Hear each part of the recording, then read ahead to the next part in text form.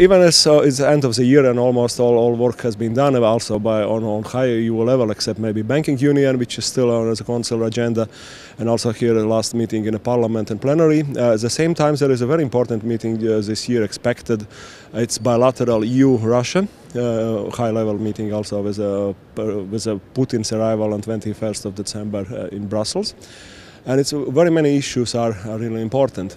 As we know, there is some attention from the Russian side to make it from Russia-EU relationships and new partnership agreement to more Euro-Asian Union, European Union relationships, and also at least the economic united economic space, as they are calling free trade, free customs agreement with Belarus and Kazakhstan. And I think our responsible people who have to take and put very serious attention on the current relationships between EU and Russia and how Russia fulfill WTO obligations.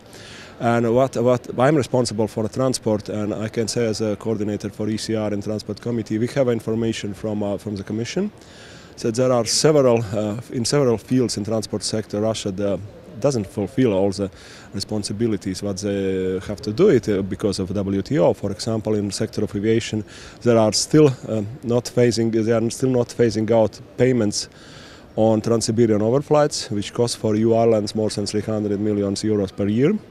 The same we can say is that Russia still doesn't recognize the concept of EU islands as belonging to the European Union, as a joint single market, not as a separate islands from the separate EU member states.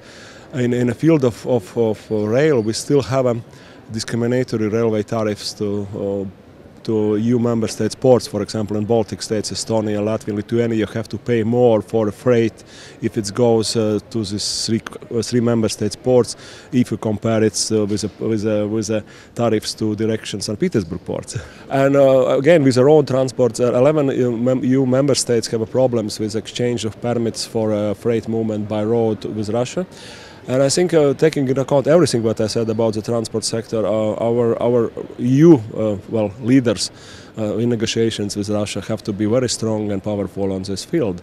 I suppose the same EU side can say also in energy sector and in many other sectors.